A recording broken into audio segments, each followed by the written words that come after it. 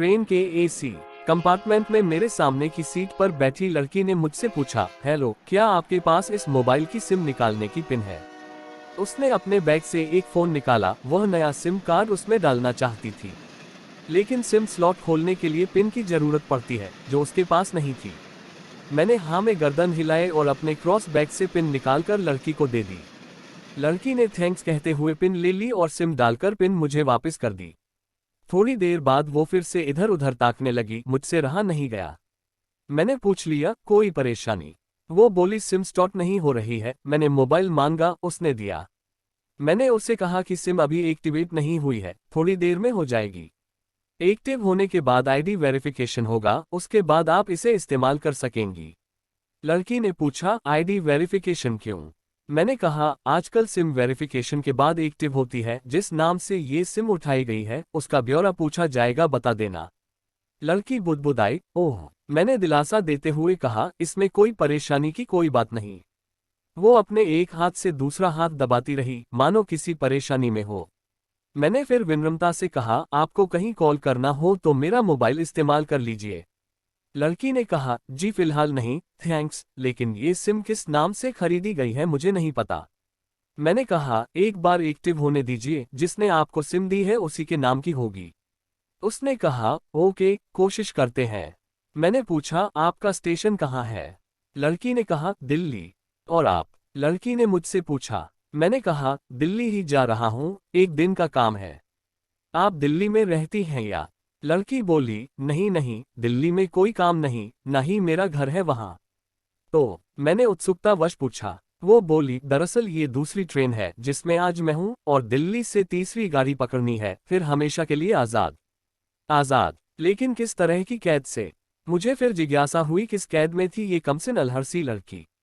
लड़की बोली, उसी कैद में थी जिसमें हर लड़की होती है, जहां घरवाले कहे शादी कर लो, जब जैसा कहे वैसा करो।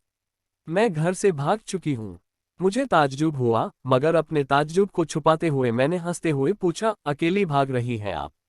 आपके साथ कोई नजर नहीं आ रहा? उद्धरण चिन्ह। वो बोली, अकेली नहीं, साथ में है कोई। कौन? मेरे प्रश्न खत्म नहीं हो रहे थे।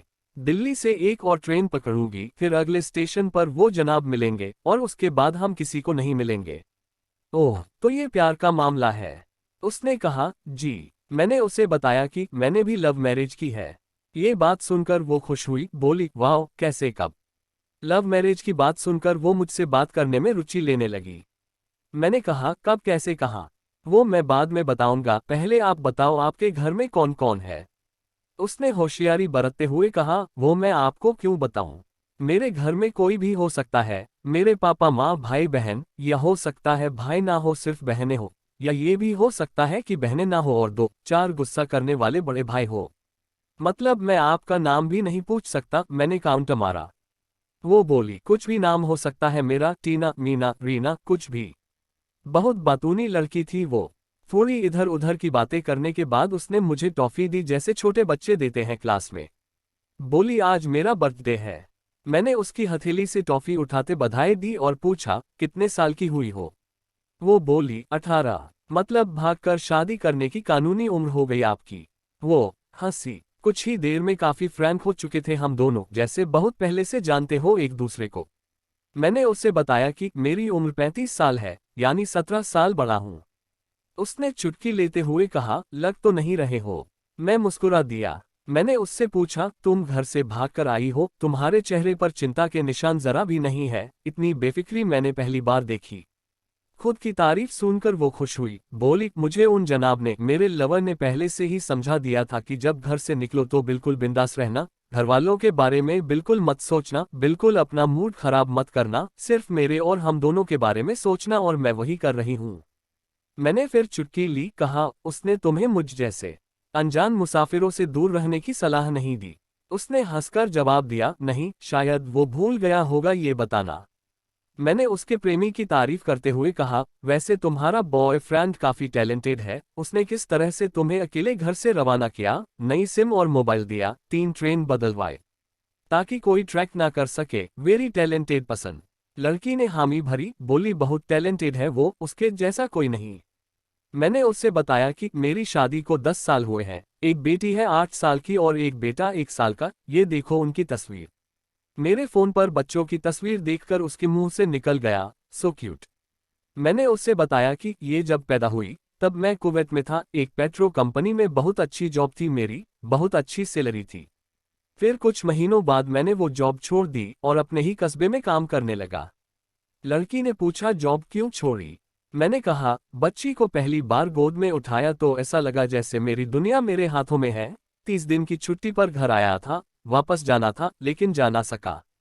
इधर बच्ची का बचपन खर्च होता रहे, उधर मैं पूरी दुनिया कमा लूं तब भी घाटे का सौदा है। मेरी 2 टके की नौकरी, बचपन उसका लाखों का। उसने पूछा, क्या बीवी बच्चों को साथ नहीं ले जा सकते थे वहां? मैंने कहा, काफी टेक्निकल मामलों से गुजरकर एक लंबे समय के बाद रख सकते हैं, उस वक्त ये मुमकिन नहीं था। मुझे दोनों में से एक को चुनना था, आलीशान रहन सहन के साथ नौकरी या परिवार। मैंने परिवार चुना, अपनी बेटी को बड़ा होते देखने के लिए। मैं कुवैत वापस गया था लेकिन अपना इस्तीफा देकर लौट आया। लड़की ने कहा, वेरी इंप्रेसिव। मैं मुस्कुराकर खिड़की की तरफ देखने लगा। लड़की ने पूछा, अच्छा आपने तो लव मैरिज की थी ना, फिर आप भागकर कहाँ गए? कैसे रहे और कैसे गुजरा वो वक्त? उसके हर सवाल और हर बात में मुझे महसूस हो रहा था कि ये लड़की लड़कड़ापन के शिखर पर है, बिल्कुल नासमझ और मासूम छोटी बहन सी। मैंने उससे बताया कि हमने भागकर शादी नहीं की, और ये भी है कि उसके पापा ने मुझे पहली नज़र में सख्ती से रिजेक्ट कर दिया था। उन्होंने आपको रिजेक्ट क्यों किया?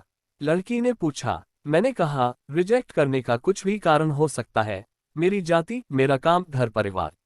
बिल्कुल सही, लड़की ने सहमति दर्ज कराए और आगे पूछा, फिर आपने क्या किया? मैंने कहा, मैंने कुछ नहीं किया, उसके पिता ने रिजेक्ट कर दिया, वहीं से मैंने अपने बारे में अलग से सोचना शुरू कर दिया था। खुशबू ने मुझे कहा कि भाग चलते हैं, मेरी वाइफ का नाम खुशबू है। मैंने दो टूक मना कर दिया। वो 2 दिन तक लगातार जोर देती रही कि भाग चलते हैं। मैं मना करता रहा। मैंने उसे समझाया कि भागने वाले जोड़े में लड़के की इज्जत पर कोई खास फर्क नहीं पड़ता, जबकि लड़की के पूरे कुल की इज्जत धुल जाती है। भगाने वाला लड़का उसके दोस्तों में हीरो माना जाता है, लेकिन इसके विपरीत जो लड़की प्रेमी संग भाग रही है वो कुलटा कहलाती है, मोहल्ले के लड़के उसे चालू कहते हैं। बुराइयों के तमाम शब्दकोश लड़की के लिए इस्तेमाल किए जाते हैं। भागने वाली लड़की आगे चलकर 60 साल की वृद्ध भी हो जाएगी तब भी जवानी में किए उस कांड का कलंक उसके माथे पर से नहीं मिटता। मैं मानता हूं कि लड़का लड़की को तौलने का ये दोहरा मापदंड गलत है, लेकिन हमारे समाज में है तो ये नजरिया गलत है, मगर सामाजिक नजरिया यही है। वो अपने नीचे का होंठ दांतों तले पीसने लगी। उसने पानी की बोतल का ढक्कन खोलकर एक घूंट पिया। मैंने कहा, अगर मैं उस दिन उसे भगा ले जाता तो उसकी माँ तो शायद कई दिनों तक पानी भी ना पीती, इसलिए मेरी हिम्मत ना हुई कि ऐसा काम करूं। मैं जिससे प्रेम करूं उसके माँ बाप मेरे माँ बाप के समान ही है, चाहे शादी ना हो तो ना हो। कुछ पल के लिए वो सोच में पड़ गई, लेकिन मेरे बारे में और अधिक जानना चाहती थी। उसने पूछा, फिर आपकी शादी कैसे हुई? मैंने बताया कि खुशबू की सगाई कहीं और कर दी गई थी। धीरे धीरे सब कुछ नॉर्मल होने लगा था। खुशबू और उसके मंगेतर की बातें भी होने लगी थी फोन पर, लेकिन जैसे जैसे शादी नजदीक आने लगी उन लोगों की डिमांड बढ़ने लगी। डिमांड मतलब? लड़की ने पूछा। डिमांड का एक ही मतलब होता है, दहेज की डिमांड। परिवार में सबको सोने से बने तोहफे दो, दूल्हे को लग्जरी कार चाहिए, सास और नंद को नेकलेस दो, वगैरह वगैरह। बोले, हमारे यहाँ रीत है। लड़का भी इस रीत की अदायगी का पक्षधर था। वो सगाई मैंने तुड़वा डाली, इसलिए नहीं कि सिर्फ मेरी शादी उससे हो जाए, बल्कि ऐसे लालची लोगों में खुशबू कभी खुश नहीं रह सकती थी, ना उसका परिवार। फिर किसी तरह घर वालों को समझा बुझाकर मैं फ्रंट पर आ गया और हमारी शादी हो गई। ये सब किस्मत की बात थी। लड़की बोली, चलो अच्छा हुआ आप मिल गए, वरना वो गलत लोगों में फंस जाती। मैंने कहा, जरूरी नहीं कि माता पिता का फैसला हमेशा सही हो, और ये भी जरूरी नहीं कि प्रेमी जोड़े की पसंद सही हो। दोनों में से कोई भी गलत या सही हो सकता है। काम की बात यहाँ ये है कि कौन ज्यादा वफादार है। लड़की ने फिर से पानी का घूंट लिया और मैंने भी। लड़की ने तर्क दिया कि हमारा फैसला गलत हो जाए तो कोई बात नहीं, उन्हें ग्लानि नहीं होनी चाहिए। मैंने कहा, फैसला ऐसा हो जो दोनों का हो, बच्चों और माता पिता दोनों की सहमति, वो सबसे सही है। बुरा मत मानना, मैं कहना चाहूंगा कि तुम्हारा फैसला तुम दोनों का है, जिसमें तुम्हारे पेरेंट्स शामिल नहीं है, ना ही तुम्हें इश्क का असली मतलब पता है अभी। उसने पूछा, क्या है इश्क का सही अर्थ? मैंने कहा, तुम इश्क में हो, तुम अपना सब कुछ छोड़कर चली आई, ये सच्चा इश्क है। तुमने दिमाग पर जोर नहीं दिया, ये इश्क है। फायदा नुकसान नहीं सोचा, ये इश्क है। तुम्हारा दिमाग दुनियादारी के फितूर से बिल्कुल खाली था, उस खाली जगह में इश्क का फितूर भर दिया गया। जिन जनाब ने इश्क को भरा, क्या वो इश्क में नहीं है? यानी तुम जिसके साथ जा रही हो वो इश्क में नहीं, बल्कि होशियारी हीरोगिरी में है। जो इश्क में होता है वो इतनी प्लानिंग नहीं कर पाता है, 3 ट्रेनें नहीं बदलवा पाता है, उसका दिमाग इतना काम ही नहीं कर पाता। कोई कहे मैं आशिक हूं और वो शातिर भी हो, ये नामुमकिन है। मजनू इश्क में पागल हो गया था, लोग पत्थर मारते थे उससे, इश्क में उसकी पहचान तक मिट गई। उसे दुनिया मजनू के नाम से जानती है, जबकि उसका असली नाम कैस था, जो नहीं इस्तेमाल किया जाता। वो शातिर होता तो कैसे मजनू ना बन पाता। फरहाद ने शीरी के लिए पहाड़ों को खोदकर नहर निकाल डाली थी और उसी नहर में उसका लहू बहा था, वो इश्क था। इश्क में कोई फकीर हो गया, कोई जोगी हो गया, किसी मांझी ने पहाड़ तोड़कर रास्ता निकाल लिया। किसी ने अतिरिक्त दिमाग नहीं लगाया, चालाकी नहीं की। लालच, हवस और हासिल करने का नाम इश्क नहीं है। इश्क समर्पण करने को कहते हैं, जिसमें इंसान सबसे पहले खुद का समर्पण करता है, जैसे तुमने किया, लेकिन तुम्हारा समर्पण हासिल करने के लिए था, यानी तुम्हारे इश्क में लालच की मिलावट हो गई। लकड़ी अचानक खो सी गई। उसकी खिलखिलाहट और खिलंदलापन एकदम से खामोशी में बदल गया। मुझे लगा मैं कुछ ज्यादा बोल गया, फिर भी मैंने जारी रखा। मैंने कहा, प्यार तुम्हारे पापा तुमसे करते हैं, कुछ दिनों बाद उनका वजन आधा हो जाएगा, तुम्हारी माँ कई दिनों तक खाना नहीं खाएगी ना पानी पिएगी। जबकि आपको अपने आशिक को आजमा कर देख लेना था, ना तो उसकी सेहत पर फर्क पड़ता, ना दिमाग पर। वो अक्लमंद है, अपने लिए अच्छा सोच लेता। आजकल गली मोहल्ले के हर तीसरे लौंडे लपाटे को जो इश्क हो जाता है, वो इश्क नहीं है, वो सिनेमा जैसा कुछ है।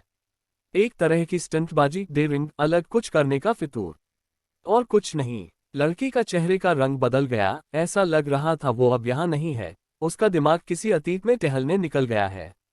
मैं अपने फोन को स्क्रॉल करने लगा, लेकिन मन की इंद्री उसकी तरफ थी।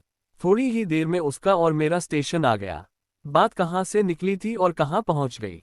उसके मोबाइल पर मैसेज टोन बजी, देखा, सिम एक्टिवेट हो चुकी थी। उसने चुपचाप बैग में से आगे का टिकट निकाला और फाड़ दिया। मुझे कहा एक कॉल करना है, मैंने मोबाइल दिया। उसने नंबर डायल करके कहा, सॉरी पापा, और सिस्क सिस्क कर रोने लगी। सामने से पिता भी फोन पर बेटी को संभालने की कोशिश करने लगे। उसने कहा, पिताजी आप बिल्कुल चिंता मत कीजिए, मैं घर आ रही हूँ। दोनों तरफ से भावनाओं का सागर उमड़ पड़ा। हम ट्रेन से उतरे, उसने फिर से पिन मांगी, मैंने पिन दी। उसने मोबाइल से सिम निकालकर तोड़ दी और पिन मुझे वापस कर दिया। कहानी को अंत तक पढ़ने का धन्यवाद। देश की सभी बेटियों को समर्पित।